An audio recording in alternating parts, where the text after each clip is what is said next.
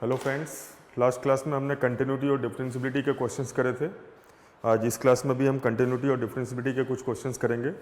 तो जैसे ये क्वेश्चन आप देखो अभी, if F x is equal to X minus three X less than zero and X square minus three x plus two for X greater than equal to zero and G X is F of mod X plus mod of F X, then comment on the continuity and differentiability of G x.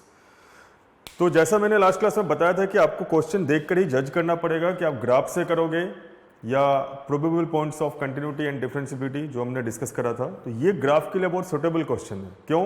ये straight line है और ये parabola है, आप आसानी से draw कर सकते हैं। और जो भी मॉड के ऑपरेशन से आपको पता है कि मॉड लगाने से हमें कैसे डील करना है।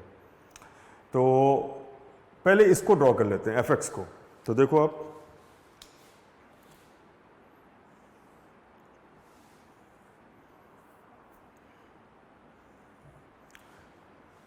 तो हमें लेस देन जीरो के लिए एक्स माइनस थ्री ड्रॉ करना है। तो आप लेस देन जीरो का मतलब क्या समझ रहे हो? लेस देन जीरो का मतलब है माइनस इन्फिनिटी से जीरो। तो वैसे ही देखो, माइनस इन्फिनिटी पे जैसे मैंने बताया था ना, स्ट्रेट लाइन को फिक्स करने के लिए हमें 2 पॉइंट चाहिए। तो माइनस इन्फिनिटी पे इसकी वैल्यू क्या है? Minus infinity. और जीरो पे इसकी वैल्यू क्या है? Minus three. तो आप समझ लो कि आपका स्ट्रेट लाइन, जो आपको स्ट्रेट लाइन ड्रॉ करनी है वो कुछ इस टाइप का होगा। ये ओपन सर्कल, जीरो पे माइनस थ्री और माइनस इन्फिनिटी पे माइनस इन्फिनिटी। तो ये हमारा स्ट्रेट लाइन हो गया y is equal to X minus three. ठीक है, ये माइनस इन्फिनिटी पे माइनस इन्फिनिटी। अब आपको ये पैराबोला ड्रॉ करना है। कब ड्रॉ करना है? Greater than equal to zero पे।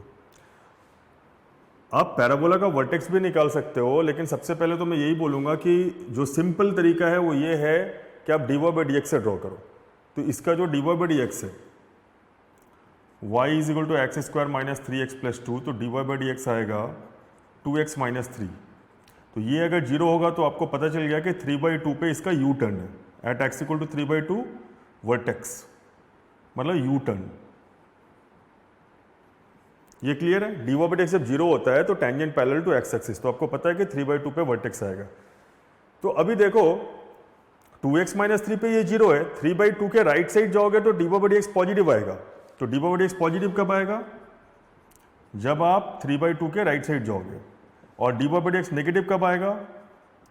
जब आप 3/2 के लेफ्ट रहोगे। तो मुझे जीरो से अगर स्टार्ट करना है तो जीरो से 3/2 तो ये डिक्रीज करेगा और फिर 3/2 के बाद वो इंक्रीज करेगा। तो जीरो पे इसकी वैल्यू कितनी है? तो जीरो पे पुट कर लो, जीरो पे वैल्यू 2 है और 3/2 पे इसकी वैल्यू सबसे छोटी आएगी। तो y at x equal to 3/2 देख लो, वर्टेक्स आ जाएगा y at x equal to 3/2। तो ये वैल्यू आएगी 9/4। That implies y equal to, लिखो 9/4 माइनस 9/2 प्लस 2। तो ये आपका आ जाएगा एलसीएम इज 4, 9 माइनस 18 प्लस 8, तो माइनस 1/4 है ना। 8 प्लस 9 17, 17 माइनस 18 माइनस 1/4। तो अब ये जो माइनस 1/4 और 3/2, ये आपका 3/2 सपोज ये पॉइंट है, इधर से स्टार्ट हुआ, ये ऐसा दिखेगा आपको। ये x इक्वल टू 3/2 है, 3/2 कॉमा 0। तो ये आपका वर्टेक्स हो गया, फिर ये इंक्रीज करेगा। अब ये वाला पॉइंट और ये वाला पॉइंट आप निकाल सकते हो। x minus one into x minus two है, तो ये 1,0 और ये 2,0। इसको फैक्टराइज कर सकते हैं ना। तो ये अगर फैक्टराइज करोगे तो x minus one into x minus two है। तो आपको समझ में आ रहा है कि ये x एक्सिस को किधर कट करेगा? एक बार x को 1 पुट करो और एक बार 2 पुट करो, तो ये कट करेगा। तो ये मैंने आपको दिखाया है एफ एक्स का ग्राफ ड्रॉ करके। ये हमारा y equal to X minus three और ये राइट साइड में ये पैराबोला। हमें इतना ही ड्रॉ करना है। और ये वाले पॉइंट देखो इंक्लूडेड है, ये वाला पॉइंट ओपन सर्किल इंक्लूडेड नहीं था। आपने एफ एक्स का ग्राफ देख लिया। अब F of mod X plus mod F x आपको करना है। तो पहले हम separately F of mod x और मॉड एफ एक्स के ग्राफ बना लेते हैं, क्योंकि फिर हम वो रूल्स का यूज करेंगे ना, कंटिन्यूटी प्लस डिसकंटिन्यूटी या डिफरेंशियबिलिटी प्लस नॉन डिफरेंशियबिलिटी या कंटिन्यूअस प्लस कंटिन्यूअस वाला जो अपना रूल है। तो उसको यूज करने के लिए पहले हमें यह समझ में तो आना चाहिए ना कि इसकी कंटिन्यूटी और डिफरेंशियबिलिटी क्या है, कैसी है सारे पॉइंट्स पे, और फिर मॉड एफ एक्स की कैसी है। तो दोनों को इंडिविजुअली देखेंगे पहले। तो पहले आप ये देखो कि आपको एफ एक्स का जो ग्राफ है वो क्लियर हुआ कि नहीं। एक स्ट्रेट लाइन था वो आपने ड्रॉ करा, और सेकेंड पैराबोला। तो पैराबोला ड्रॉ करने के लिए हमने कौन सा मेथड यूज करा, dy/dx को 0 करने से वर्टेक्स निकल जाएगा, हमारा वर्टेक्स आ गया ये 3/2 - 1/4, और ये वाला जो पॉइंट है ये क्या है 0, -3, और आपने देखा कि ये 2 पॉइंट पे कट करेगा एक्स एक्सिस को 1, 0, 2, 0, स्टार्ट होगा 0, 2 से और ये इंफिनिटी की तरफ जा रहा है। तो ये हमारा ग्राफ बन गया। अब हम f(x) से f mod x की ग्राफ बनाएंगे।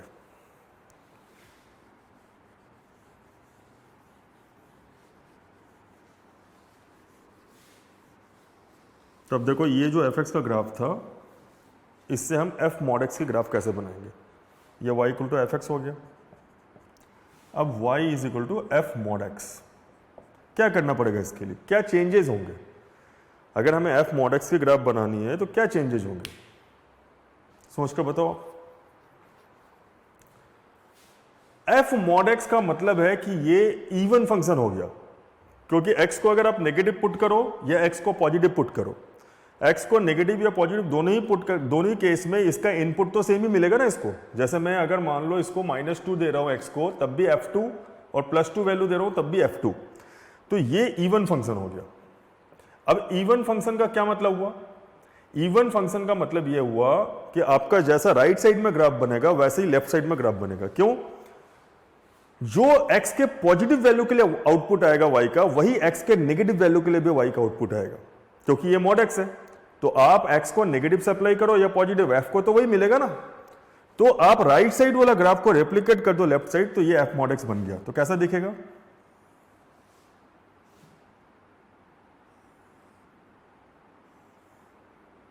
ये वाला पॉइंट हो गया 1, 0, ये वाला पॉइंट हो गया 2, 0, ये -1, 0, ये -2, 0, ये 0, 2।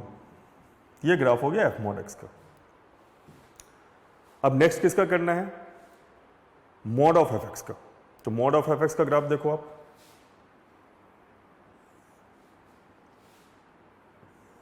अब हम ड्रॉ करते हैं y = mod ऑफ fx।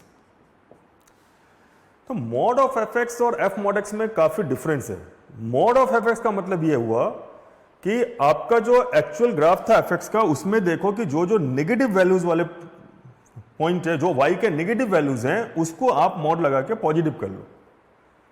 तो जहां पे आपको y नेगेटिव मिल रहा है, मॉड fx लगने से क्या हो जाएगा, fx की वैल्यू जो नेगेटिव थी वो पॉजिटिव हो जाएगी, उसको आप ऊपर कर दो। तो ये वाला पोर्शन ऊपर जाएगा, ये पोर्शन भी ऊपर जाएगा, तो आपको ग्राफ कैसा दिखेगा? तो ये आपको ग्राफ दिखेगा ऐसा।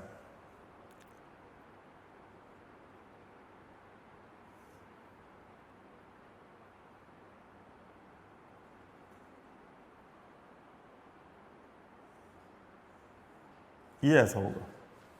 और ये वाला पॉइंट क्या आएगा? 1, 0, 2, 0, 0, 2 और ये 0, 3। ये हो गया mod fx। देखो आप तीनों ग्राफ को, fx, f mod x, mod fx। और अगर आप कोशिश करोगे तो आपको दिख जाएगा, ग्राफ से ही दिख जाएगा। पहले अगर हम कंटिन्यूटी की बात कर लें कि ये किधर कंटिन्यूअस है और किधर कंटिन्यूअस नहीं है, तो पहले मैं f mod x को देखता हूं। कहीं आपको ब्रेक दिख रहा है f mod x में? तो f mod x लगातार है, कहीं पे भी ब्रेक नहीं है। तो f mod x कंटिन्यूअस है। mod fx, तो mod fx में आप देखो कि ये ब्रेक दिख रहा है आपको, 0, 2 और 0, 3 जो दिख रहा है आपको। कहने का मतलब क्या हुआ कि ये x = 0 पे ब्रेक है। आप ब्रेक का मतलब क्या समझ रहे हो? अगर मैं पूछ रहा हूं कि डिसकंटिन्यूटी एट सम पॉइंट, तो इसका मतलब पॉइंट का मतलब क्या हुआ? पॉइंट का मतलब हुआ x का वैल्यू। y = fx है फंक्शन, तो कौन से x के वैल्यू पे ब्रेक हुआ, ये मैं पूछ रहा हूं। तो यहां पे कोई भी ऐसा x नहीं है जिस पे ब्रेक हो रहा है, यहां पे एक x है। तो mod fx में कौन सा x पे ब्रेक कर रहा है? x = 0 पे। तो यहां पे आप लिख सकते हो कंटिन्यूअस एट ऑल x, और इसको लिख सकते हो डिसकंटिन्यूअस एट x = 0। ठीक है, ये तो कंटिन्यूटी की बात होगी, ठीक है ना, इन दोनों का। अब डिफरेंशियबिलिटी का चेक करो। पहले इसको देखो आप, f mod x को डिफरेंशियबिलिटी में। तो आप ये देखो, यहां पे ये नेचर चेंज हो रहा है, इंक्रीज किया फिर ये डिक्रीज करा, सडन चेंज हो रहा है, तो ये not differentiable. Other than this point और तो कहीं पे गड़बड़ नहीं है, ये स्मूथ है, इधर भी स्मूथ है। अब इधर आ जाओ, जिस पॉइंट पर डिसकंटिन्यूअस हुआ वहां तो डिफरेंशियबल नहीं रहेगा, नॉट डिफरेंशियबल। फिर देखो ये वाला पॉइंट, इधर डिक्रीज कर रहा है, इधर सडनली इंक्रीज कर रहा, फिर इधर ये डिक्रीज कर रहा है, ये सडनली इंक्रीज कर रहा है, दिख रहा है ये एक्यूट एंगल है और इधर वाला ऑब्टूस एंगल है। तो ये जो पॉइंट है ना not differentiable, this point is not differentiable. ये भी पॉइंट क्या है, नॉट डिफरेंशिएबल। तो आप यहां पे देखो 0 1 2 3 पॉइंट पे नॉट डिफरेंशिएबल और यहां पे 0 पे नॉट डिफरेंशिएबल। तो not differentiable at x equal to 0 और इसका लिखो not differentiable at x equal to 0 1 2 0 1 2 0 1 और 2 पे डिफरेंशिएबल नहीं है। तो अगर मुझे gx के बारे में बताना है तो gx क्या है, दोनों का एडिशन है ना, f mod x plus mod fx, दोनों का एडिशन है। तो हम यहां पे बोल सकते हैं, कंटिन्यूटी की पहले बात कर ले कि ये है continuous at all x, f mod x, और mod fx क्या है, 0 पे डिसकंटिन्यूअस है।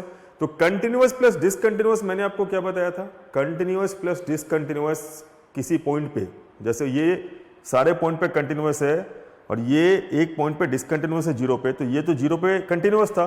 तो कंटिन्यूअस प्लस डिसकंटिन्यूअस 0 की बात करें तो gx 0 पे डिसकंटिन्यूअस होगा, क्योंकि ये कंटिन्यूअस है और ये डिसकंटिन्यूअस है। तो पहले आप ये आंसर लिख लो, फाइनल आंसर में लिख रहा हूं। तो फाइनल आंसर में gx is discontinuous at x equal to 0। ठीक है, अब डिफरेंशिएबिलिटी की बात करते हैं।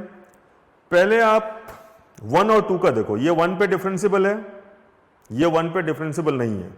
तो differentiable plus not differentiable, not differentiable, ये 2 पे डिफरेंशिएबल है, ये 2 पे डिफरेंशिएबल नहीं है। Differentiable plus not differentiable, not differentiable.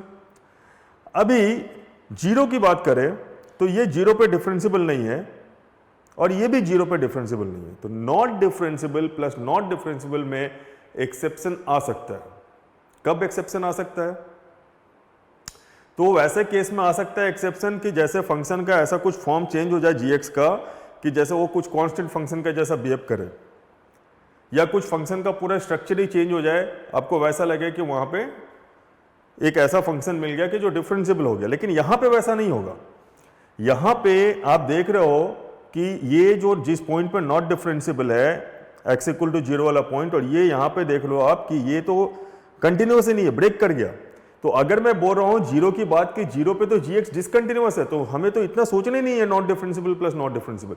gx अगर 0 पे डिसकंटिन्यूअस है तो 0 पे gx जो है वो डिफरेंशिएबल नहीं हो सकता, क्योंकि gx के ग्राफ में वहां डिसकंटिन्यूटी आ गई ना, तो वहां पे हम ऐसे भी टेंजेंट ड्रॉ नहीं कर सकते।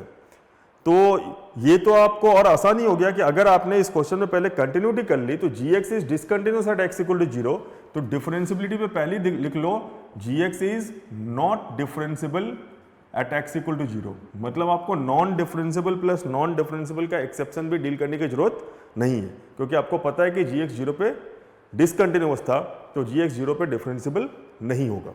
और रहा 1 और 2 पॉइंट, तो 1 और 2 पॉइंट पे आप देख रहे हो कि ये डिफरेंशिएबल है, ये नॉट डिफरेंशिएबल है। तो differentiable plus not differentiable, not differentiable, तो लिख लो gx is not differentiable at x equal to 1 and gx is not differentiable at x equal to 2। तो ये हो गया आपका, डिसकंटिन्यूअस है 0 पे और नॉट डिफरेंशिएबल है gx 0 पे, 1 पे, 2 पे। तो आप इसको गौर से देखो। एक बार मैं फिर से आपको रिपीट कर रहा हूं, हमने पहले fx का ग्राफ बनाया। fx का ग्राफ बनाते समय मैं हमेशा जैसा बोलता हूं आप वैसे ही फॉलो करो स्ट्रेट लाइन को। स्ट्रेट लाइन को ड्रॉ करते समय आपको y equal to mx plus C, X by A plus Y भी कुछ फॉलो नहीं करना है, क्योंकि यहाँ पे एक छोटे से इंटरवल में आता है। अब ये तो फिर भी ठीक है, माइनस इन्फिनिटी 0 एक बड़ा इंटरवल है, मान लो 1 से 2 रहेगा, 2 से 4 रहेगा। आपको कुछ नहीं, केवल पॉइंट्स को पुट करना है और दोनों पॉइंट को मैच करना है। 2 पॉइंट से स्ट्रेट लाइन फिक्स हो जाता है। तो माइनस इन्फिनिटी पे माइनस इन्फिनिटी, 0 पे -3 मैच कर लिया। पैराबोला को कैसे ड्रॉ करा आपने, dy बाई dx निकाला। dy बाई dx से आपको जहां पे dy बाई dx 0 हो रहा वर्टेक्स मिला, एक्स एक्सिस को 2 पॉइंट पे कट करा और इनिशियल पॉइंट पे वैल्यू देख लिया। वहां से फिर ये डिक्रीज 3/2 तक, फिर इंक्रीज, ये fx बन गया। f mod x का क्या मतलब हुआ, f mod x का मतलब हुआ कि जैसा राइट साइड ग्राफ है fx का वैसे ही लेफ्ट साइड कर दो, क्योंकि f का जो इनपुट है वो नेगेटिव x और पॉजिटिव x के लिए सेम है। तो आपने जैसा राइट में ग्राफ बनाया वैसे ही लेफ्ट में करा। मॉड ऑफ fx का क्या मतलब है, मॉड ऑफ एफ एक्स का मतलब है कि एफ एक्स का जो नेगेटिव पार्ट था उसको आप ऊपर कर दो, क्योंकि मॉड लग गया तो नेगेटिव को मॉड क्या कर देगा, पॉजिटिव, तो आपका नेगेटिव पार्ट ऊपर हो गया, ये -3 वाला पार्ट भी ऊपर हो गया। अब आपको कंटिन्यूटी और डिफरेंशियबिलिटी चेक करनी है किसकी, जीएक्स की, और जीएक्स क्या है, F mod X plus mod F x. तो सबसे पहले आपने कंटिन्यूटी में देखा F mod x through out continuous है और मॉड एफ एक्स 0 पे ब्रेक कर रहा है। तो कंटिन्यूअस प्लस डिसकंटिन्यूअस क्या होता है, डिसकंटिन्यूअस। आपने लिखा G X is discontinuous at x equal to 0, क्योंकि ये कंटिन्यूअस है 0 पे, ये डिसकंटिन्यूअस है। डिफरेंशियबिलिटी की जब बताई, 0 वाला आप कुछ भी डिस्कस मत करो, 0 वाला डायरेक्ट लिखो, कुछ भी सोचो मत, डिसकंटिन्यूअस है 0 पे तो डिफरेंशियबल नहीं होगा। G X is discontinuous at x equal to 0, so G X is not differentiable at x equal to 0। ये मैंने आपको मेमोराइज करने के लिए भी बोला था कि इफ फंक्शन इज, मेमोराइज के ये तो आप देख सकते हो कि if function is not continuous तो डिफरेंशियबल नहीं होगा, लेकिन अगर फंक्शन कंटिन्यूअस है तो हम ये गारंटी भी नहीं ले सकते कि वहां पे डिफरेंशियबल है। अब आप उल्टा सोचो, फंक्शन अगर डिफरेंशियबल है तो हम इसकी गारंटी ले सकते हैं कि वो वहां पे कंटिन्यूअस है, क्योंकि डिफरेंशियबल है मतलब क्या है, वहां पे ब्रेक नहीं है। लेकिन अगर फंक्शन डिसकंटिन्यूअस है तो वहां पे डिफरेंशियबल नहीं होगा। और एक बात, फंक्शन कंटिन्यूअस है तो इसका मतलब ये नहीं है कि वहां पे वो डिफरेंशियबल होगा, वो लूज कर सकता है डिफरेंशियबिलिटी। जैसे यहां पे देखो, ये फंक्शन कंटिन्यूअस है इस पॉइंट पे, लेकिन डिफरेंशियबिलिटी लूज कर रहा है। तो ये हो गया हमारा कंटिन्यूटी और डिसकंटिन्यूअस और नॉट डिफरेंशियबल का 0 पे। 1 और 2 पे काफी सिंपल है, 1 पे ये डिफरेंशियबल है, ये नॉट डिफरेंशियबल, तो डिफरेंशियबल प्लस नॉट डिफरेंशियबल क्या होगा, नॉट डिफरेंशियबल। एंड सेम 2 पे डिफरेंशियबल है, यहाँ पे 2 पे नॉट डिफरेंशियबल, तो GX is not differentiable eight 2। Differentiable plus not differentiable क्या होगा, नॉट डिफरेंशियबल। क्लियर है?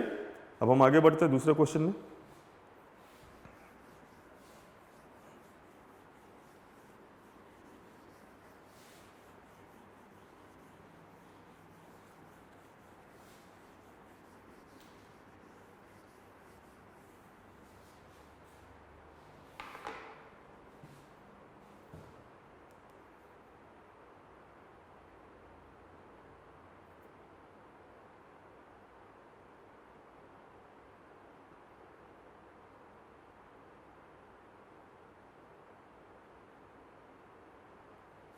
देखो question, let F x is equal to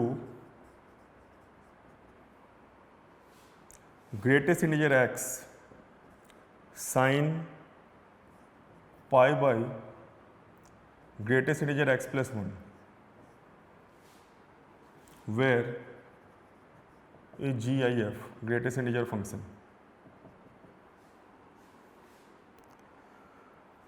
The domain of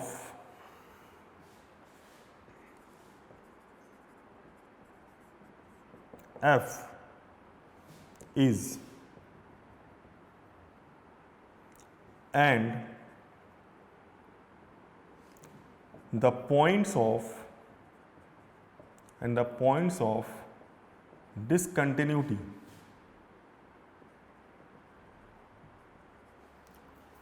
of F in the domain R।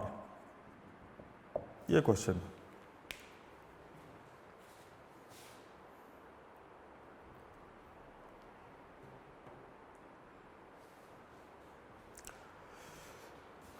तो पहले आप देखो, इस क्वेश्चन का लैंग्वेज थोड़ा डिफरेंट है, क्योंकि यहां पे डोमेन वर्ड डिस्कस कर रहा है। F x is equal to box X into sine pi divided by box X plus 1 greatest integer function, और पहले आपको उसका डोमेन निकालना है, देन पॉइंट्स ऑफ डिसकंटिन्यूटी निकालना है एफ का इन द डोमेन। तो पहले हम डोमेन निकालते हैं। तो डोमेन में क्या होगा, देखो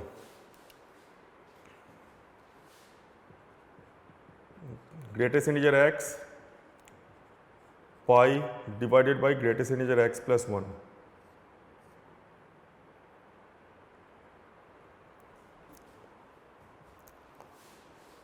तो अभी ये बताओ,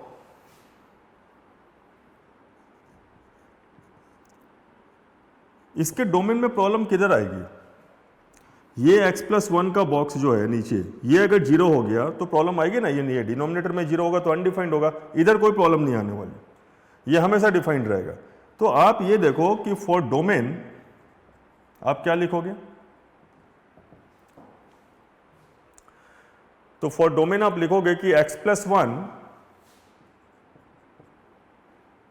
शुड नॉट लाई, ये should not lie between -1 to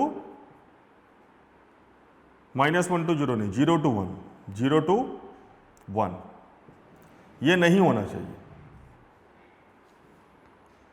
should not happen. देखो इसको, अगर x+1 0 से 1 हो गया बॉक्स में, 1 से छोटा, तो बॉक्स क्या हो जाएगा 0। तो x+1 0 से 1 should not happen for domain, तो x क्या नहीं होना चाहिए, ये नहीं होना चाहिए, इट शुड नॉट हैपन। तो -1 से 0 अगर ये नहीं होना चाहिए तो आप इसको R में से माइनस कर दो, तो हमारा डोमेन क्या हो जाएगा, डोमेन इज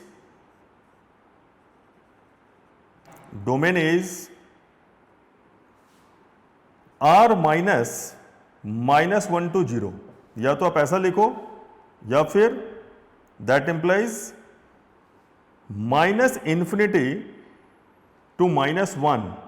अभी -1 से 0 नहीं लेना मुझे, 0 क्लोज्ड लेना है ना, 0 क्लोज्ड ले सकते हैं ना, से इन्फिनिटी, एक ही चीज है ना दोनों। देखो ये आंसर है डोमेन का, -∞ से -1 ओपन, -∞ से -1 ओपन, यूनियन 0 क्लोज्ड से इन्फिनिटी। क्लियर है ये?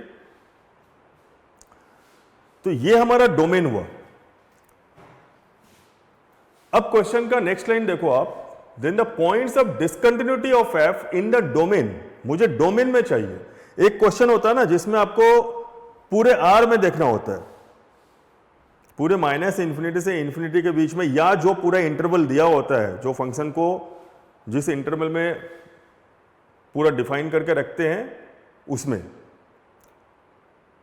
तो जनरली क्या होता है ना कि उसमें डोमेन निकालने की जरूरत नहीं पड़ती, जब इंटरवल में डिफाइन करके देते हैं तो आप देखते हो 1 से 2 या 2 से 4 ऐसा करके दो पार्ट में है, 1 से 2 एक पार्ट है, 2 से 4 एक्स के वैल्यूज में डिवाइडेड है फंक्शन का दो डेफिनेशन।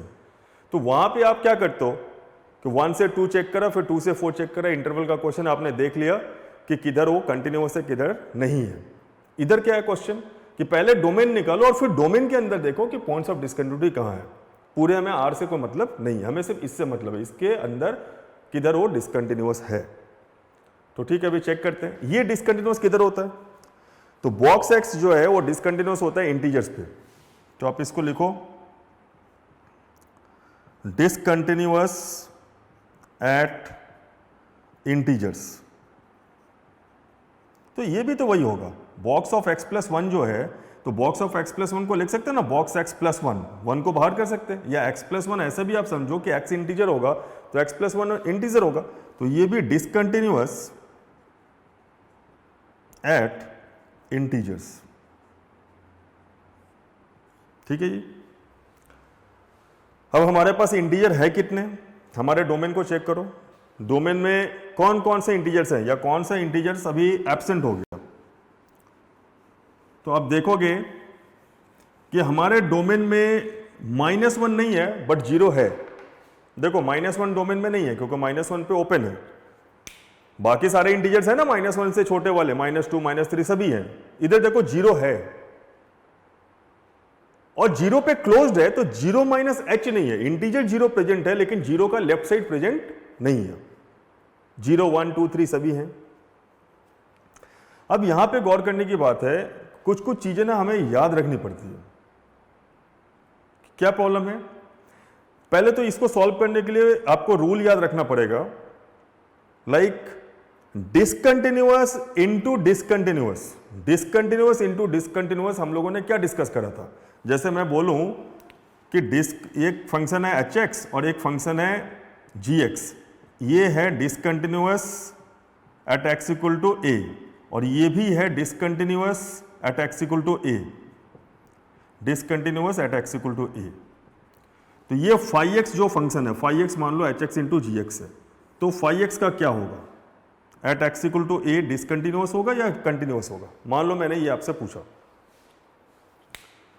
क्या भाई, phi x is equal to h x into g x है, तो एच एक्स अगर डिसकंटिन्यूअस है ए पे और जी एक्स भी डिसकंटिन्यूअस है ए पे, दोनों मल्टीप्लाई हो रहे हैं, तो फाई एक्स का क्या होगा, तो रूल आ गया ना यहाँ पे।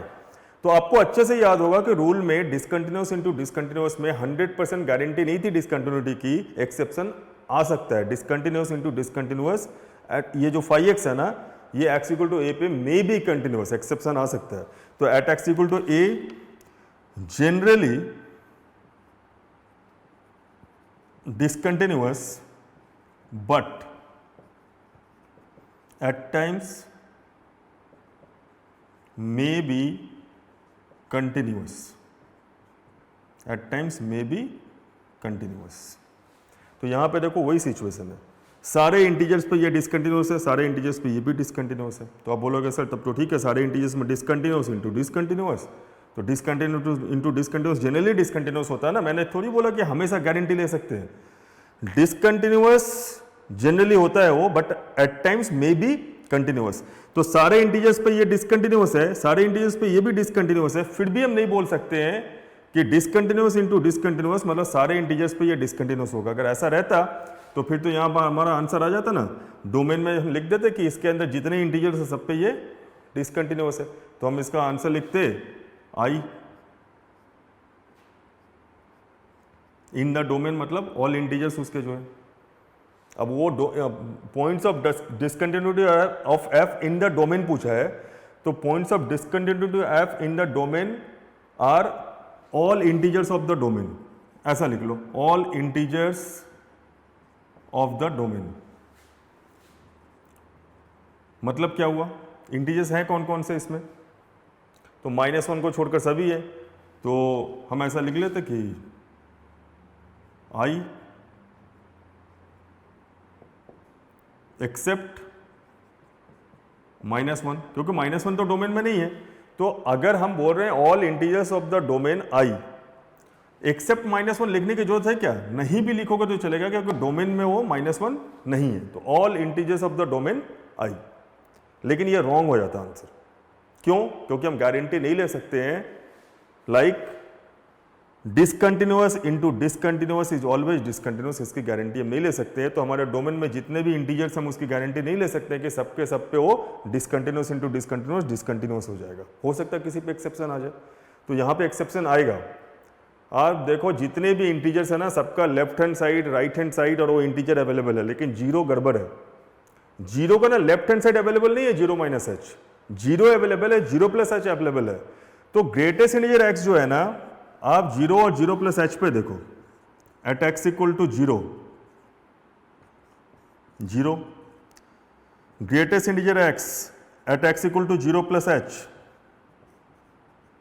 लिमिट h टेंड्स टू 0, ये भी 0।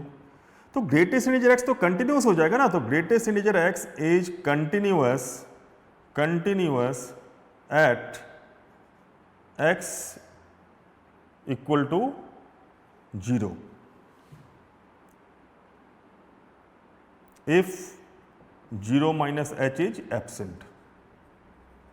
कहने का मतलब क्या है कि यहां पे तो 0 से स्टार्ट हो रहा है ना, ये डोमेन 0 का लेफ्ट साइड एब्सेंट है 0-h, तो 0 और 0 पे जब आप देखोगे तो 0-h आपको लेना नहीं है, 0 और 0+h लेना है। तो 0 और 0+h पे दोनों वैल्यू क्या आ रही है, 0 आ रही है ग्रेटेस्ट इंटीजर एक्स की, तो ये कंटिन्यूअस हो जाएगा ना इस पे, क्लोज 0 पे, क्योंकि 0-h इज एब्सेंट।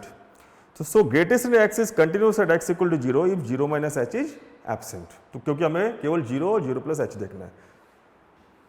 अब इसको देखो, व्हाट अबाउट दिस, आप एक बार 0 पुट करोगे, फिर 0 पे ये क्या आएगा, 0+1 1 आएगा, और 0+h पे भी 1 आएगा, क्योंकि 0-h नहीं है।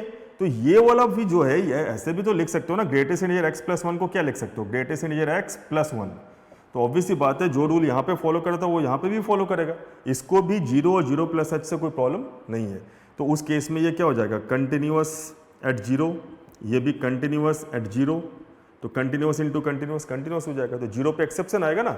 तो अगर मैं डोमेन में लिख रहा हूं इसका answer, all integers of the domain I except 0 लिखना पड़ेगा, -0। तो डोमेन के जितने भी इंटीजर्स है उन सब पे ये डिसकंटिन्यूअस होगा, बट जीरो पे नहीं होगा, जीरो एक्सेप्शन हो जाएगा। अब इसमें याद रखने वाली कौन सी बात है जो मैं आपको बोला था, आप कुछ कुछ चीज़ों को नोट करके रखो जो एग्जाम में टाइम सेव करती है। आपको ये याद रखना है कि greatest integer x, box x, जो गड़बड़ करता है, जो उसकी डिसकंटिन्यूटी आती है, वो किस वजह से आती है? जीरो के लेफ्ट साइड की वजह से आती है। जीरो और जीरो प्लस एच पे तो जीरो होता है दोनों, जीरो माइनस एच पे -1 हो जाएगा ना, लेकिन जीरो माइनस एच तो यहाँ पे अवेलेबल नहीं था। तो इसलिए अगर किसी स्टूडेंट ने ये गौर कर लिया कि ये जीरो पे क्लोज्ड है, मतलब जीरो का लेफ्ट साइड नहीं है हमारे पास, तो इसको कोई फर्क नहीं पड़ेगा, ये जीरो पे कंटिन्यूअस होगा। तो हमेशा आप याद रखना, बॉक्स एक्स का जो गड़बड़ होता है ना किसी भी इंटीजर पे, वो गड़बड़ इसलिए होता है क्योंकि लेफ्ट हैंड साइड वाला गड़बड़ करता है। जैसे आप 1 पे देख लो बॉक्स एक्स को, 1 पे 1 ही आएगा, 1 प्लस एच पे भी 1 आएगा, लेकिन 1 माइनस एच पे 0 हो जाएगा। तो ये बात याद रखने लायक है कि कभी भी बॉक्स एक्स गड़बड़ क्यों करता है इंटीजर पे डिसकंटिन्यूअस क्यों होता है? क्योंकि लेफ्ट हैंड वाला जो वैल्यू है ना वो डिफरेंट हो जाता है, आई माइनस एच वाला, और यहाँ पे हमारा जीरो का लेफ्ट साइड नहीं है डोमेन में, तो हमें सिर्फ जीरो मिला, जीरो का राइट साइड मिला, इसलिए जीरो पे ये कंटिन्यूअस होगा। इसलिए जब हम आंसर लिखेंगे डिसकंटिन्यूटी का, तो all integers of the domain I except zero. अब जब मैं बोल रहा हूं कि all integers of the domain, तो वहां पे -1 को माइनस करने की जरूरत नहीं है, क्योंकि उसके डोमेन में -1 इंटीजर है ही नहीं। क्लियर है? चलो फिर नेक्स्ट क्वेश्चन करते हैं।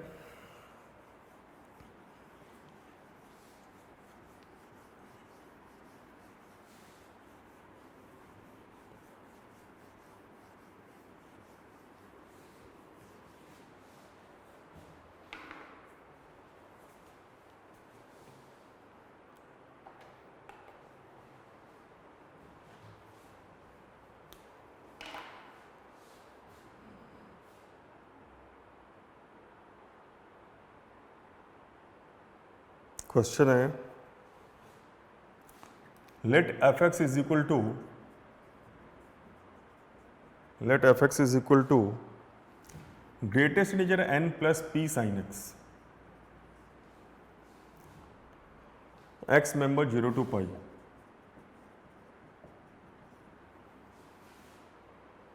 n मेंबर z,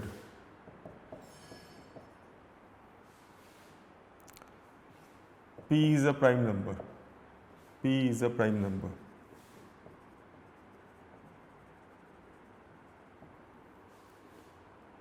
और ये तो आप ग्रेटेस्ट इंटीजर ऐसा लिख लो, greatest integer function,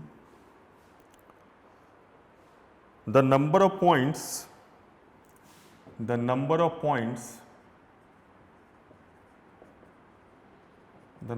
points at which fx is not differentiable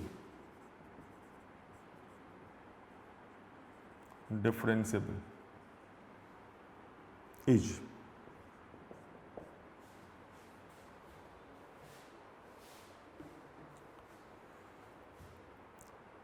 the number of points at which fx is not differentiable। ठीक है, ये ग्रेटेस्ट इंटीजर बॉक्स का क्वेश्चन है, हमें 0 से पाई दिन में देखना है। n यहाँ पे क्या है? इंटीजर है, p क्या है? प्राइम नंबर है। तो the number of points at which fx is not differentiable. पहले तो आप ये देखो कि अगर ये इंटीजर है तो हम इसको बाहर कर सकते हैं। तो जो हमारा बॉक्स का प्रॉपर्टी है कि हम इंटीजर को बाहर निकाल सकते हैं, आप उसको यूज कर लो, थोड़ा आपको क्लैरिटी लगेगा अभी। Greatest integer p sine x, p क्या नंबर है? कैसा नंबर है? प्राइम नंबर है। आपको पता है कि बॉक्स कहां पे नॉट डिफरेंशिएबल होता है? अभी डिस्कस करा है लास्ट क्वेश्चन में, इंटीजर्स पे। डिसकंटिन्यूअस होगा तो ऑब्वियसली नॉट डिफरेंशिएबल होगा। तो एक्चुअली हमें ढूंढना है to search for the points where p sin x is equal to integer, ये ढूंढना है। Where x belongs to 0 to पाई। ये क्लोज्ड है या ओपन है? आई सस्पेक्ट कि ये ओपन है। Let me check. ये ओपन है, आप इसको चेंज करो। This interval is open, so 0 to pi open में हमें देखना है। ठीक है, तो आप यहां पे वीडियो को पॉज कर लो और खुद से सॉल्व करके देखो कि p sin x के लिए अगर हमें पॉइंट्स ढूंढने हैं, how many points are there in between 0 to pi कि p sin x इंटीजर होगा। जहां जहां p sin x इंटीजर होगा वहां वहां वो डिसकंटिन्यूअस होगा और नॉट डिफरेंशिएबल होगा। तो उन सारे x को आप काउंट कर सकते हो। तो अब देखो उसको करके कि p sin x कौन कौन से पॉइंट्स पे 0 टू पाई के बीच में इंटीजर होगा।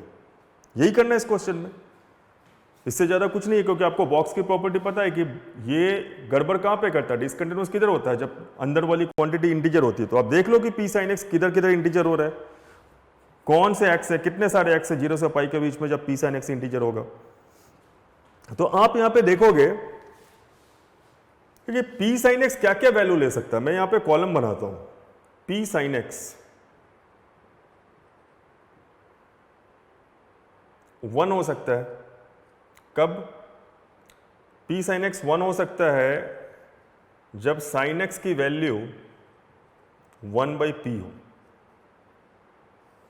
अब जब sin x की वैल्यू 1/p होगी तो वैल्यूज ऑफ x आप निकाल सकते हो in 0 to pi, obviously in 0 to pi, 0 to पाई।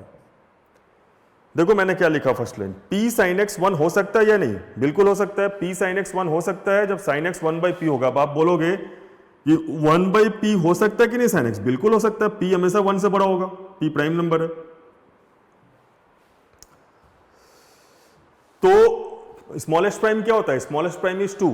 तो p जो है 1 से बड़ा होगा हमेशा, तो sin x is equal to 1/p possible है ना। तो p sin x is equal to 1, sin x is equal to 1/p। अब आपको values of x in 0 to pi, इसको आप ऊपर लिखो क्योंकि यहां पे आपको वैल्यूज लिखना है। तो इसको मैं ऊपर लिखता हूं, values of x in 0 to pi. कितने वैल्यूज आएंगे, values of x in 0 to pi इसके लिए। तो sin x 1/p 0 से पाई में कितनी बार होगा, तो sin x 1/p positive value है, वो फर्स्ट क्वाड्रेंट में एक बार आएगा और सेकंड क्वाड्रेंट में भी एक बार आएगा ना, π/2 से पाई के बीच में। देखो सोचकर ये जो sin x equal to 1/p है, एक बार फर्स्ट में आएगा और एक बार सेकंड क्वाड्रेंट में आएगा। दो वैल्यू है। फिर बताओ p sin x 2 हो सकता है, बिल्कुल हो सकता है जब sin x 2/p। अब आप बोलोगे सर p अगर 2 से बड़ा नहीं हुआ तो, एक्चुअली हमें जो आंसर करना है ना वो p के फॉर्म में करना है। इसमें इस क्वेश्चन में ऑप्शंस है, वो ऑप्शंस मैंने आपको नहीं दिया है, लेकिन आप ये समझ लो कि आपका जो आंसर निकलेगा ना वो p के फॉर्म में आएगा। तो जो p की वैल्यू होगी उसके अकॉर्डिंग आएगा ना, वो हमें टेंशन नहीं लेना है कि p का वैल्यू 2 होगा या 3 होगा। या अगर आपको अभी टेंशन हो रहा है कि नहीं हम ऑप्शन से कर सकते थे क्वेश्चन, आप ऑप्शन दे दो, तो मैं ऑप्शन लिख दे रहा हूं, लेकिन आपका आंसर जो है वो p के फॉर्म में आना है। तो आप ऑप्शन ऐसे लिख लो, ऑप्शन ए है p, ऑप्शन बी है p-1, ऑप्शन सी है 2p और ऑप्शन डी है सी 2p+1 and option D 2p-1। ये ऑप्शन है। तो आपका जो आंसर है वो p के फॉर्म में आएगा। तो p के फॉर्म में अगर आंसर आ रहा है तो मुझे इससे कोई टेंशन नहीं लेना है कि p को हम फिक्स नहीं करेंगे, हमें तो p से मतलब है ना, p के फॉर्म में आंसर आ रहा है तो p2 होगा या p5 होगा या p7 होगा। आप ये सोचो कि अगर p 2 से बड़ा होगा तो sin x 2/p हो सकता है। तो हम p के फॉर्म में जा रहे हैं, तो यहाँ पे दो वैल्यूज इसके लिए भी, ये मान के चलो कि sin x equal to 2/p है, तो p 2 से बड़ा है या 2 हो सकता है, 2/2 1। p sin x 3 हो सकता है, अगर 3 से बड़ा होगा तो क्यों नहीं हो सकता, ये p अगर 3 से बड़ा है 3/p ऑब्वियसली। तो यहां पे भी दो वैल्यूज आएंगे। अब ऐसा सोचो कि p sin x is equal to p-1 हो सकता है कि नहीं, हो सकता है ना, जब sin x is equal to p-1/p, इसके भी दो वैल्यूज आएंगे। अब ये सोचो क्या p sin x p हो सकता है, बिल्कुल हो सकता है जब sin x 1 है, लेकिन इसमें एक ही वैल्यू आएगा। क्लियर वही है कि जब भी sin x 1/p 2/p 3/p fraction, positive fraction है, तो उसके दो वैल्यूज आएंगे x के, एक फर्स्ट क्वाड्रेंट में और एक सेकंड क्वाड्रेंट में, क्योंकि अपना इंटरवल 0 से पाई है। तो हमें तो x का वैल्यू देखना है ना, तो x का values for which sin x is equal to 1/p। तो sign x equal to 1/p कितने वैल्यूज के लिए होगा एक्स का 0 से पाई में? 2 value. Sine x equal to 2/p ये भी 2 वैल्यू के लिए। p माइनस 1/p तक ये 2 वैल्यू के लिए होगा, लेकिन साइन एक्स इक्वल टू 1 के लिए मैंने 1 लिखा, क्यों? तो अब देखोगे कि साइन एक्स इक्वल टू 1 के लिए मैंने 1 इसलिए लिखा है क्योंकि ये एक ही वैल्यू पे आएगा, π/2 पे 90 डिग्री एक ही बार आएगा ना 0 से पाई के बीच में। तो अभी सबको अगर हम ऐड करें तो 2 2 2 कितनी बार आ रहा है? p माइनस 1 टाइम्स और प्लस 1, तो total points of discontinuity and उसी को वहीं पे लिख लो नॉन डिफरेंशिबिलिटी, एक ही बात है, नॉन डिफरेंशिबिलिटी। डिसकंटिन्यूटी जहां पे है वहीं पे नॉन डिफरेंशिबिलिटी है इस केस में, is 2 into P minus 1। 2 into P minus 1 क्यों करा मैंने? ये सबके लिए ना 2 2 2 2 up to p minus 1 plus 1, 90 degree आएगा ना वो साइन एक्स इक्वल टू 1, एक ही बार आएगा वो 0 से पाई के बीच में। तो ये आ जाएगा 2p minus 2 plus 1, 2p minus 1। तो ये हो गया 2p माइनस 1। क्लियर है ये? तो total points of non differentiability is 2p minus 1, है ना? तो ये क्वेश्चन भी काफी इंपॉर्टेंट है उस पॉइंट ऑफ व्यू से कि अगर आप ग्रेटेस्ट इंटीजर की प्रॉपर्टी को देख रहे हो। अभी कंटिन्यूटी बताते समय एक पॉइंट था, कंटिन्यूटी में एक छोटा सा थ्योरम यूज होता है। जैसे आपने देखा होगा कि मैंने कंटिन्यूटी और डिफरेंशिबिलिटी के क्वेश्चंस मोस्टली जो मिक्स्ड क्वेश्चन थे वैसे कराए हैं। तो कुछ कंटिन्यूटी में भी एक आध क्वेश्चन वैसे होते हैं जो सेपरेटली केवल कंटिन्यूटी यूज करके होते हैं, जैसे एक इंटरमीडिएट वैल्यू थ्योरम होता है। तो इंटरमीडिएट वैल्यू थ्योरम बहुत सिंपल सा एक थ्योरम है जिसमें हम कंटिन्यूटी का डेफिनेशन का यूज करते हैं। तो मैं उस थ्योरम को आपको बता रहा हूं और उस पर एक दो क्वेश्चन कंटिन्यूटी का मैं आपको करा दे रहा हूं, इंटरमीडिएट वैल्यू थ्योरम। बात यहाँ पे थ्योरम की नहीं है कि आप उसका नाम याद रखो, आप ये देखो कि आप उस पर्टिकुलर प्रिंसिपल को, जो उस थ्योरम का प्रिंसिपल है, वो पर्टिकुलर कॉन्सेप्ट को कंटिन्यूटी के क्वेश्चंस में या कोई भी जनरल लैंग्वेज में जहां पे कंटिन्यूअस है ग्राफ, कैसे यूज करोगे। तो मैं एक क्वेश्चन लिखता हूं कंटिन्यूटी का जिसमें हम इंटरमीडिएट वैल्यू थ्योरम यूज करेंगे। और इंटरमीडिएट वैल्यू थ्योरम पहले मैं थोड़ा डिस्कस कर लूं कि क्या है, ताकि आप उसको क्वेश्चन में अप्लाई कर सकें। तो मैं पहले कंटिन्यूटी और डिफरेंशिबिलिटी का रिदम ब्रेक नहीं करना चाह रहा था, इसलिए मैं अलग से कंटिन्यूटी का इंटरमीडिएट वैल्यू थ्योरम मैंने नहीं कराया। अभी आप देख लो इंटरमीडिएट वैल्यू थ्योरम। इसमें क्या है ना, बहुत ही सिंपल सा कॉन्सेप्ट है कि कोई ग्राफ है, मैं कुछ ग्राफ बना रहा हूं, ये जैसे इसने इंक्रीज करा कट करा, या ऐसा भी जा सकता है या डिक्रीज भी कर सकता है। तो 3 ग्राफ ही लेते हैं, काफ़ी है। आप ये x इक्वल टू ए लिखो और ये x इक्वल टू बी लिखो, फिर इधर x इक्वल टू ए और इधर x इक्वल टू बी। ठीक है ना, ये a नहीं दिख रहा होगा आपको तो मैं थोड़ा बड़ा लिख दूं, x इक्वल टू ए, ये वाला पॉइंट। फिर इधर x equal to a, x equal to b. ये सभी कंटिन्यूअस ग्राफ है। ये y equal to f x है मान लो, ये y equal to g x है मान लो, और ये y equal to h x है मान लो। तो ये जो y equal to f x है ना, ये कंटिन्यूअस ग्राफ है। ये y equal to h x भी कंटिन्यूअस ग्राफ है, और ये y equal to g x भी कंटिन्यूअस ग्राफ है। कंटिन्यूअस जो भी ग्राफ है उसमें आप एक चीज देखो कि अगर ग्राफ कंटिन्यूअस है और उसकी वैल्यू नेगेटिव से पॉजिटिव हो रही है, ये a पे जो वैल्यू है नेगेटिव है और b वाली वैल्यू क्या है, पॉजिटिव है, तो आप देखो बीच में एक बार एक्सिस को जरूर कट करेगा, एक्स एक्सिस को कट करके ही जाएगा ना। अगर कोई कंटिन्यूअस ग्राफ नेगेटिव से पॉजिटिव हो रहा है तो बिना कट किए हुए एक्स एक्सिस को नहीं जा सकता। यही है ये थ्योरम। इधर देखो नेगेटिव पॉजिटिव, हाँ कितनी बार कट करेगा उसकी गारंटी नहीं ले सकते, मल्टीपल टाइम्स भी कर सकता है, सिंगल टाइम भी कर सकता है, इंक्रीज करे या डिक्रीज करे, वो पॉजिटिव से नेगेटिव जा रहा है या नेगेटिव से पॉजिटिव। ये भी मैं जैसा बोल रहा हूँ नेगेटिव से पॉजिटिव ऐसा मतलब नहीं है, साइन चेंज होना चाहिए, नेगेटिव से पॉजिटिव या पॉजिटिव से नेगेटिव। कंटिन्यूअस ग्राफ है तो एक्स एक्सिस को एटलीस्ट एक बार जरूर कट करेगा। तो लिख लो इसको, लिखने से और क्लियर होगा। If y equal to f x is a continuous function, मैं इंटरवल a टू b ले रहा हूं, in interval a to b, वही इंटरवल ले लिया, उसमें कंटिन्यूस है हर जगह, and if f a into f b less than equal to zero. अब देखो मैंने इक्वल टू जीरो क्यों लिया, मैंने इक्वल टू जीरो इसलिए लिया ना कि हो सकता है ना कि ये ए पे जीरो हो और ऊपर जाए, या नीचे से इंक्रीज करता हुआ है और बी पे जीरो हो जाए। मतलब मैंने ए और बी पॉइंट को भी इंक्लूड करा है कि वो एक्स एक्सिस को स्ट्राइक कर सकता है ए पे और बी पे। तो ए और बी का इंक्लूजन है यहाँ पे उस सेंस में कि वो एक्स एक्सिस पे पॉइंट हो सकता है ग्राफ का, जहां पे ग्राफ एक्स एक्सिस को कट कर रहा है।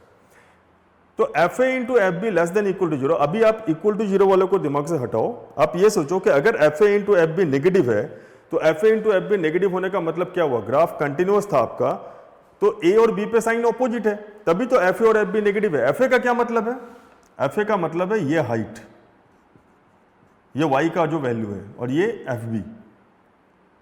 तो आप देख रहे हो इधर एफ ए नेगेटिव है नीचे है, और इधर एफ बी क्या है, पॉजिटिव है। इधर एफ ए पॉजिटिव है और एफ बी क्या है, नेगेटिव है।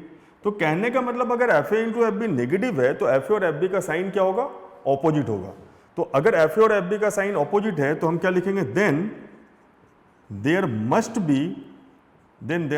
B at least one root for y equal to f x equal to zero in a to b।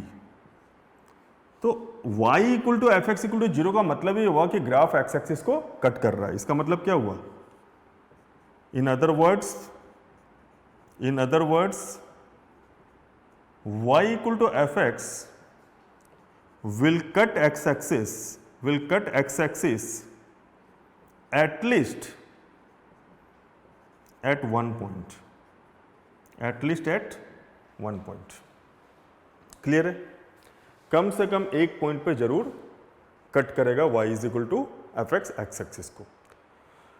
तो ये इंटरमीडिएट वैल्यू थ्योरम है। आप कम से कम मैंने क्यों लिखा, क्योंकि यहाँ पे इंक्रीज और डिक्रीज वाला ग्राफ में आप देखो एक है, लेकिन ये जो ए से बी के बीच में मल्टीपल टाइम अप और डाउन होगा तो मोर देन, यहाँ पे कितने रूट्स हो गए, मोर देन वन रूट्स आ रहे हैं, 3 रूट्स।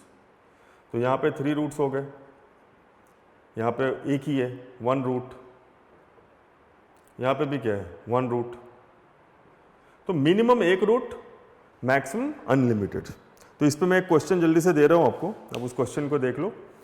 आई होप कि इसमें आपको बस ये समझना है कि जब भी ऑपोजिट साइन होगा, कंटिन्यूअस ग्राफ है, तो मिनिमम 1 रूट जरूर आएगा एफ एक्स का उस इंटरवल के बीच में, इंक्लूडिंग बाउंड्री पॉइंट्स।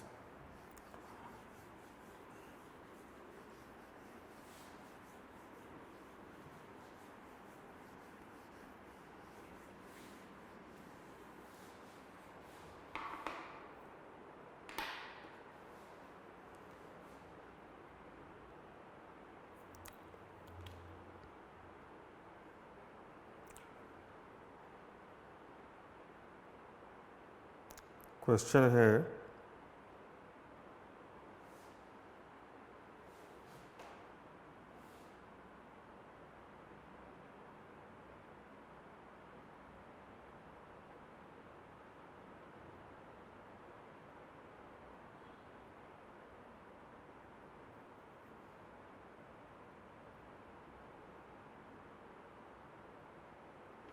वो question, if f x is equal to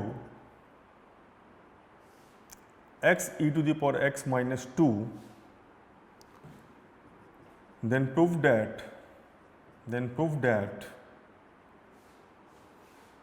f x equal to 0 has exactly one root in the interval 0 to 1। तो आप इसको ट्राई करो। ये आप ऐसा तो क्वेश्चन में नहीं रहेगा कि इंटरमीडिएट वैल्यू थ्योरम यूज करके प्रूफ करो। ये आपको समझना पड़ेगा कि अगर कंटिन्यूअस फंक्शन है, कंटिन्यूअस ग्राफ है, तो इस इंटरवल के बीच में अगर हमें ये इस टाइप का हैज एग्जैक्टली 1 रूट या एटलीस्ट वन रूट इस टाइप का सिचुएशन मिल रहा है तो इंटरमीडिएट वैल्यू थ्योरम आ सकता है। अब आप बोलोगे इंटरमीडिएट वैल्यू थ्योरम में तो एटलीस्ट वन रूट था और यहाँ पे एग्जैक्टली वन रूट है और बाद में जाकर एग्जैक्टली वन रूट के कुछ और थ्योरम भी आप पढ़ सकते हो, तो कैसे डिसाइड करेंगे? तो आपको मैं एक चीज बताऊं कि कंटिन्यूअस फंक्शन और इंक्रीजिंग डिक्रीजिंग फंक्शन का यूज करके आप बहुत सारे क्वेश्चन सॉल्व कर सकते हो clearly. dy by D x जिससे डिसाइड करते हैं ना, पॉजिटिव होने से इंक्रीज कर रहा है, नेगेटिव होने से डिक्रीज कर रहा है। D what is greater than equal to zero में भी इंक्रीज करता है अगर पॉइंट्स जीरो वाले पॉइंट्स अलग अलग पॉइंट पे है, लगातार नहीं है। तो उनका यूज करके हम काफी कुछ क्लियरली पता कर सकते हैं कि वहां एग्जैक्टली वन रूट हो या more than one roots, minimum one root है। तो पहले हम ये चेक करते हैं इसका साइन क्या आ रहा है जीरो और वन पे। एफ जीरो कंटिन्यूअस फंक्शन है, ये देख लिया आपने, f x is continuous in zero to one.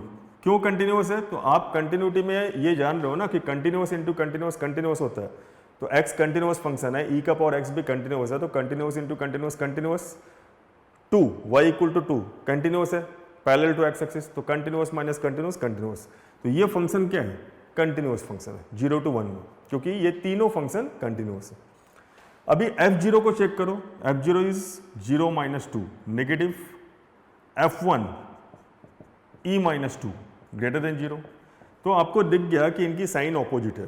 तो अगर साइन ऑपोजिट है, f0 इंटू f1 नेगेटिव है, then there must be at least one root, there must be at least one root in 0 to 1। अब एटलीस्ट वन रूट आ गया, लेकिन मुझे exactly one root proof करना है। तो एग्जैक्टली वन रूट का मतलब है ना फंक्शन या तो इंक्रीज कर रहा होगा या डिक्रीज कर रहा होगा। तो आप dy by D x check करो, ये y है ना, तो dy बाई डी एक्स क्या होगा इसका? तो dy by D x is equal to x का 1 तो e to the power x plus x e to the power x का तो e to the power x, 2 का तो 0, तो ये 1 प्लस x इंटू e का पावर x।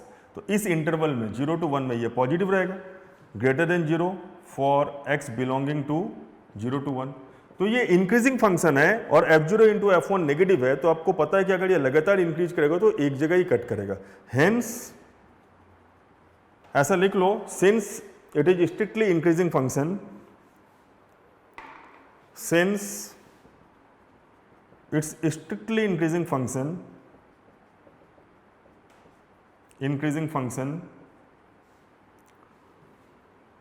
hence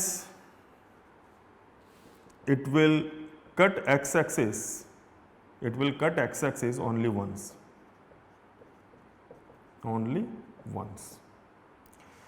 क्यों कट करेगा? क्योंकि ऑपोजिट साइन है ना 0 और 1 पे, तो नेगेटिव से पॉजिटिव या पॉजिटिव से नेगेटिव आ रहा है फंक्शन, तो ऑब्वियस सी बात है कि एक बार एक्स एक्सिस को कट करके ही आएगा, नहीं तो वो नेगेटिव से पॉजिटिव होगा कैसे? और ये स्ट्रिक्टली इंक्रीजिंग है तो ये नेगेटिव से पॉजिटिव जा रहा है, तो एक बार वो कट करेगा। तो ऐसे भी आप देख रहे हो ना, f0 पे नेगेटिव है, f1 पे पॉजिटिव है, तो एक ही बार कट करेगा क्योंकि वो इंक्रीज कर रहा है, strictly increasing.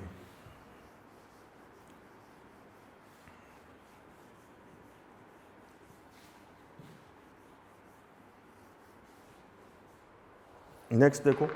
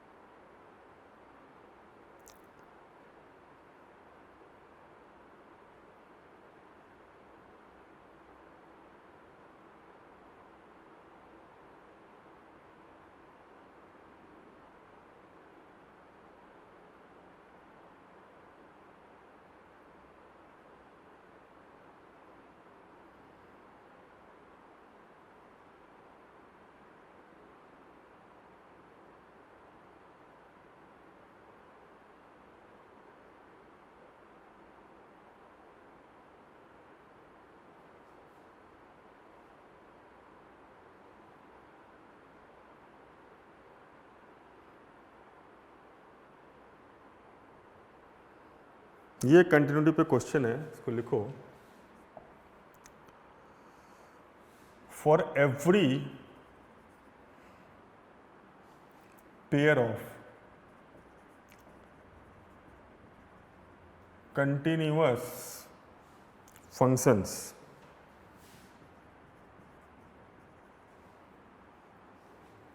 F G 0 to 1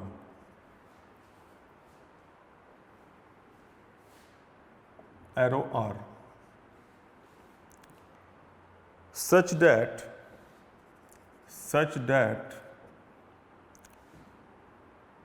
maximum fx x member 0 to 1 is equal to maximum gx x member 0 to 1.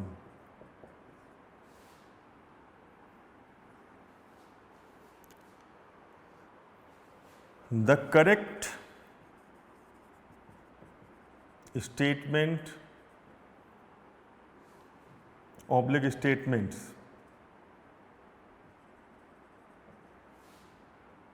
is oblique R.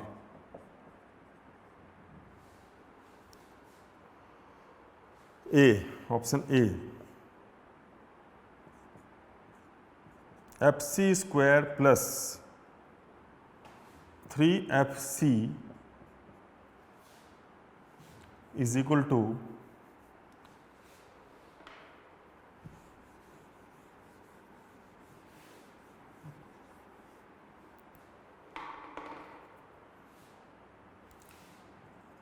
gc square plus 3gc for some c member 0 to 1. B, fc square plus fc is equal to gc square plus 3gc for some c member 0 to 1. C, fc square plus 3fc gc square plus gc for some c member 0 to 1. And D, fc square is equal to gc square for some c member 0 to 1.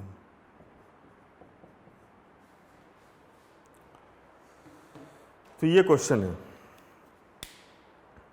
Actually मैं एक और question ढूंढ रहा था, वो तो मुझे नहीं मिला, लेकिन ये भी उसी टाइप का है। तो जो चीज़ मुझे आपको एक्सप्लेन करना है उसका पर्पज़ इससे सॉल्व हो जाएगा। तो for every pair of continuous functions f, g 0 to 1 arrow R such that maximum of this is equal to maximum of this. Maximum of fx x member 0 to 1 is equal to maximum of gx x member 0 to 1. Then the correct statement oblique statements is oblique R, मतलब मोर than one option हो सकते हैं। पहले तो आप इसका meaning समझो, इसका मीनिंग क्या है, क्योंकि पूरा क्वेश्चन तो इसके मीनिंग पे ही टिका हुआ है और ये वर्ड पे टिका हुआ है, कंटिन्यूअस फंक्शंस। दोनों कंटिन्यूअस है ना, एफ भी कंटिन्यूअस है और जी भी कंटिन्यूअस है। कौन सा डोमेन में? 0 से 1 में। और क्वेश्चन के जितने भी देखो इसके ऑप्शंस हैं सभी 0 से 1 में ही पूछा आपको। अब आप इस पे बहुत ज़्यादा कॉन्सेंट्रेट करोगे ना, कभी कभी ऑप्शन पे थोड़ा कॉन्सेंट्रेट करना पड़ता है, तो आप देखोगे ये ऑप्शन जो है ये नहीं, ए ऑप्शन देखो आप, f c square plus 3fc g c square plus 3gc, और डी ऑप्शन सिमेट्रिक है, f c square equal to g c square. ये सिमेट्रिक दोनों नहीं है, f c square plus f c g c square to 3gc, f c square plus 3fc। लेकिन ये कोई ज़रूरी नहीं है कि आप गौर कर पाओ। फिर भी अगर किसी ने गौर कर लिया तो उसके लिए मैं बता दे रहा हूँ कि ऐसा एक दिख रहा है कि ये दोनों में सिमेट्री है, ये दोनों में वैसा नहीं है। बट इससे हमें मतलब नहीं है, हमें तो अपने को 0 से 1 में देखना है कि दोनों क्या है, कंटिन्यूअस है। तो जैसे ही स्टूडेंट ये सोचेगा ना कि 0 से 1 में दोनों कंटिन्यूअस है, 0 से 1 में एफ एक्स और जी एक्स दोनों कंटिन्यूअस है, ठीक है, तो ये हमारा 0 है, x इक्वल टू 0, और ये हमारा x इक्वल टू 1 है। fx और gx दोनों कंटिन्यूस है, तो मान लो मैं fx की ग्राफ बना रहा हूँ, 0 पे हो सकता है इधर से स्टार्ट हो, अभी ये बहुत बार अप डाउन करके हो सकता है ऐसा आ जाए 1 पे, या ऐसा भी जा सकता है, एक बार ही इंक्रीज कर गया, या ऐसा भी तो हो सकता है ना, gx इंक्रीज क्यों, डिक्रीज भी तो कर सकता है ना, ऐसा भी आ सकता है। मतलब मैं पॉसिबिलिटी बता रहा हूं fx और gx के लिए, तो fx की पॉसिबिलिटी ले लो। सपोज मैंने ये fx को ड्रॉ करा, gx fx कोई भी एक ग्राफ आपने ड्रॉ कर लिया, ये तो सपोज मैंने fx को करा 0 से 1 के बीच में, कंटिन्यूअस है ये। आपको एक ही क्राइटेरिया फुलफिल करनी है ना कि 0 से 1 के बीच में पहले तो दोनों कंटिन्यूअस होना चाहिए। दूसरी क्राइटेरिया में जब आएंगे तब ये होगा ना कि दोनों का मैक्सिमम, fx जो 0 से 1 में मैक्सिमम ले रहा है उसकी वैल्यू और gx जो 0 से 1 में मैक्सिमम ले रहा है उसकी वैल्यू इक्वल होनी चाहिए। तो अभी मैंने आपको 3 ग्राफ बनाए, किसके, fx के। अब तीनों ग्राफ में मैं gx को अटैच करने जा रहा हूं। क्या कंडीशन फुलफिल करना है मुझे, gx भी कंटिन्यूअस होना चाहिए और मैक्सिमम जो fx की वैल्यू जाएगी 0 से 1 के बीच में, तो gx की भी वैल्यू मैक्सिमम उतनी ही जानी चाहिए 0 से 1 के बीच में। इसको कैसे पढ़ोगे आप, maximum of fx 0 to 1 is equal to maximum of gx 0 to 1। मतलब जो fx की मैक्सिमम हाइट होगी 0 से 1 के बीच में, वही gx की भी मैक्सिमम हाइट 0 से 1 के बीच में जानी चाहिए। तो यहां पे देखो, अभी मैं gx को किधर से स्टार्ट कर रहा हूं, ये मेरे ऊपर, मान लो मैंने नीचे से स्टार्ट करा, ये तो y इक्वल टू fx है, तो मान लो मैंने gx को इधर से स्टार्ट करा, लेकिन याद रखो कि इसकी जो मैक्सिमम हाइट है ना fx की, gx को लेके जाना पड़ेगा, तो वो कट जरूर करेगा। अभी ये